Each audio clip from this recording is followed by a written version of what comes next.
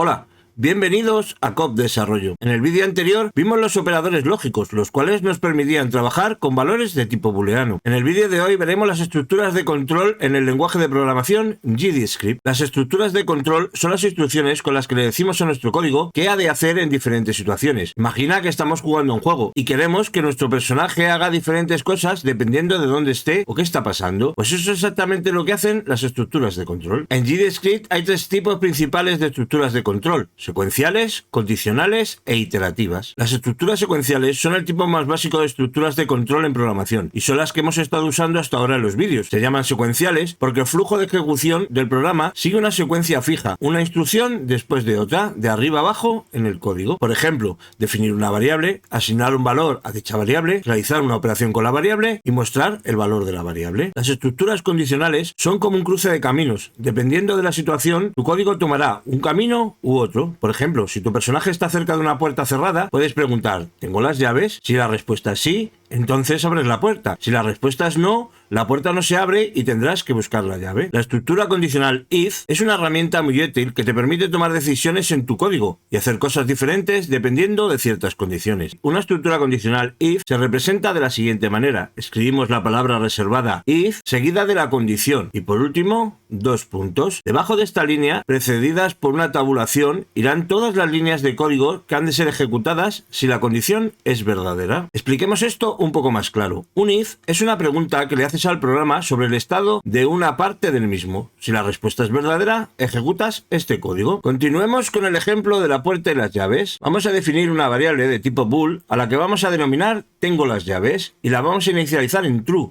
porque sí tenemos las llaves, así que ponemos var tengo las llaves, dos puntos bool igual true. Después, en la función ready, vamos mediante un if a comprobar el estado de la variable tengo las llaves, y en caso de que el valor de tengo las llaves sea true, imprimiremos en pantalla el mensaje tengo las llaves. Para ello vamos a ready y ponemos if tengo las llaves, dos puntos. Recordar que es muy importante usar la indentación o sangrado correcto para definir los bloques de código. En GDScript los bloques de código se definen con la indentación o sangrado, no con llaves como en otros lenguajes de programación. Así que hacemos tab y nuevamente tab para decir que la siguiente línea está dentro del if que acabamos de crear. Ahí ponemos print, entre paréntesis, comillas, tengo las llaves. Si ejecutamos el programa, se nos mostrará en el panel de salida el mensaje tengo las llaves, ya que el valor de la variable tengo las llaves es true. Pero ¿qué pasa si la condición es falsa? Para este supuesto usaremos la palabra reservada else, seguida de dos puntos, y debajo de esta línea, precedidas por una tabulación, irán las líneas de código que han de ser ejecutadas si la condición es falsa. Siguiendo con el ejemplo anterior, ponemos else, dos puntos, y ahora pondremos que nos muestre el mensaje no tengo las llaves, así que ponemos print, entre paréntesis, comillas, no tengo las llaves. Si ejecuto el programa, se nos mostrará nuevamente en el panel de salida el mensaje tengo las llaves, ya que no hemos modificado el valor de la variable tengo las llaves. Si ahora modificamos el valor de la variable tengo las llaves de true false, al ejecutar el programa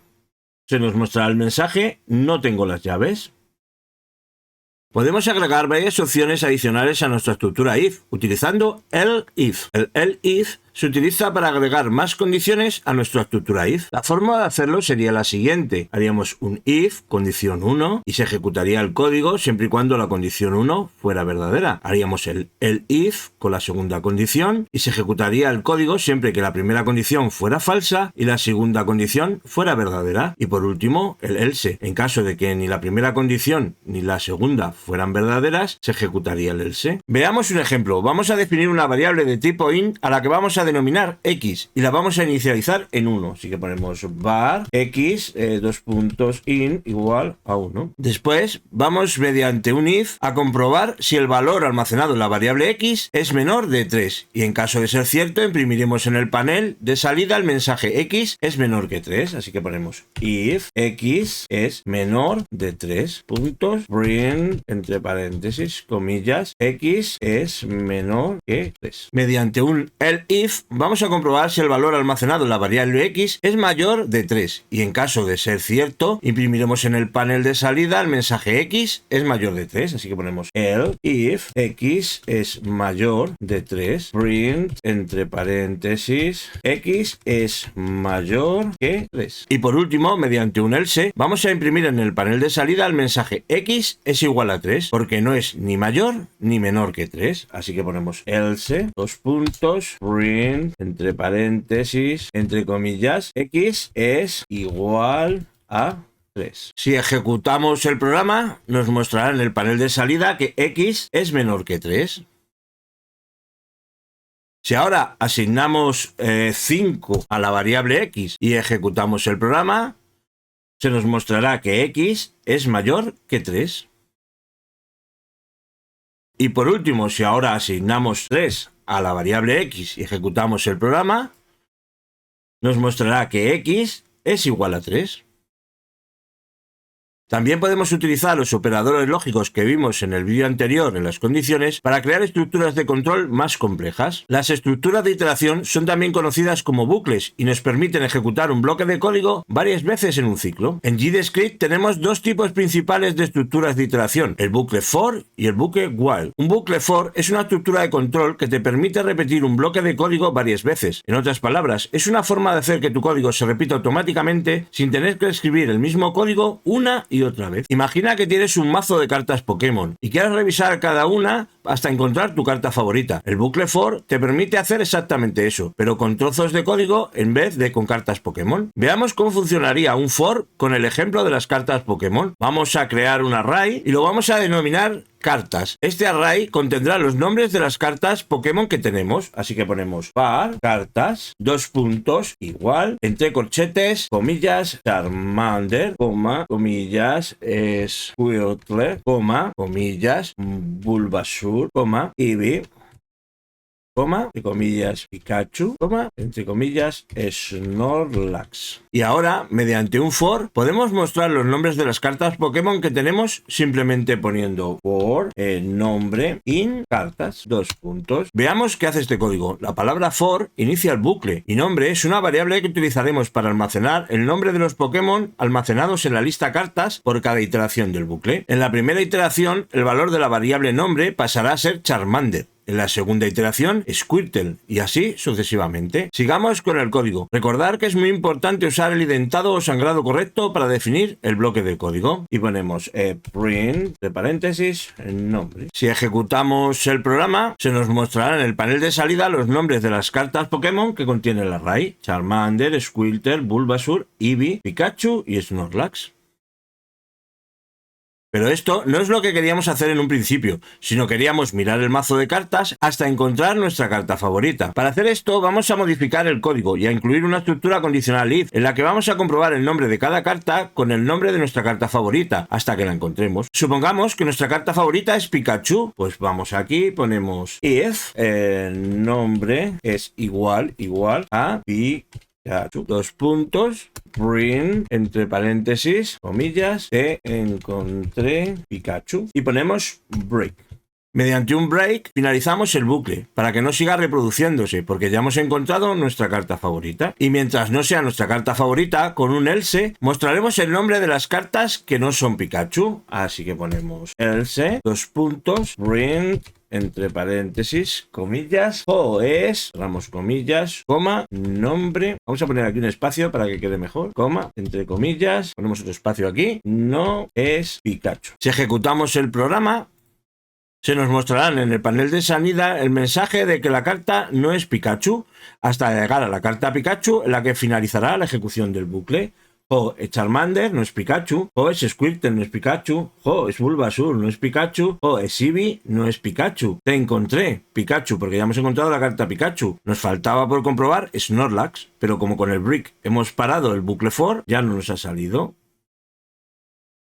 Ahora vamos a crear un programa que contará hasta 10 por nosotros. Para ello pondremos la palabra reservada for, que inicializará el bucle, e inicializaremos la variable i que utilizaremos para llevar la cuenta del número en el que nos encontramos en cada iteración del bucle. Mediante la función range crearemos una secuencia de números que empieza por el primer número que le pasemos como parámetro. En este caso será 1 y que finalizará en el segundo número que le pasemos como parámetro -1. Como queremos que la cuenta se realice hasta 10, debemos poner 11 y así obtendremos los números del 1 al 10. Así que ponemos for i int range entre paréntesis 1, 11, 2 puntos. Dentro del bloque del código del for pondremos print i para que se muestren los números del 1 al 10 en el panel de salida. Así que ponemos print entre paréntesis i. Si ejecutamos el programa nos saldrá 1, 2, 3, 4, 5, 6, 7, 8, 9 y 10. La cuenta del 1 al 10.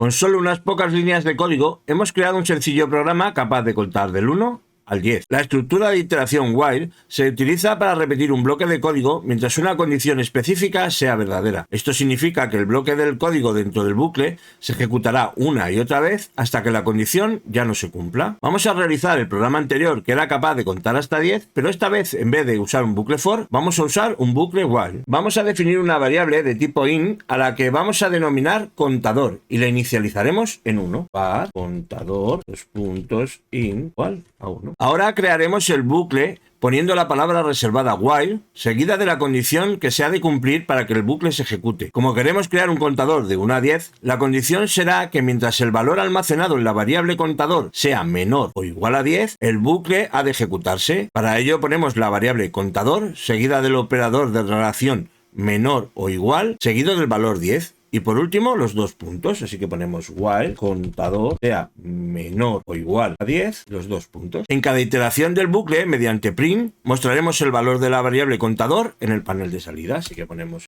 print entre paréntesis contador. Por último, incrementaremos el valor de la variable contador en 1 para asegurarnos de que en algún momento la condición contador es menor o igual a 10 se vuelva falsa y el bucle se detenga. Tened mucho cuidado cuando usáis bucles while, porque si la condición nunca pasa a ser falsa, el bucle no cesará de ejecutarse, llegando a bloquear el programa. Así que ponemos contador más igual 1. Si ejecutamos el programa, se nos mostrará en el panel de salida los números del 1 al 10, igual que cuando usábamos el bucle for. Los bucles while son útiles cuando no sabemos cuántas veces necesitamos repetir un bloque de código, pero sabemos que queremos seguir repitiéndolo mientras se cumpla una cierta condición. Si habéis llegado hasta aquí es porque os gusta el contenido que subo. No olvidéis dejarme un like y comentar para apoyar el vídeo, así como compartirlo en redes sociales para que llegue a más personas. Si aún no estáis suscritos, os invito a que lo hagáis. La suscripción es gratuita y significa mucho para mí, ya que es una gran motivación para continuar creando contenido. Con esto termina el vídeo de hoy. Ya conocemos las estructuras de control que podemos usar en GDScript y cómo utilizarla. Ya nos queda poco para empezar a crear nuestros propios videojuegos. Agradezco vuestra atención y espero contar con vuestra presencia en los próximos vídeos.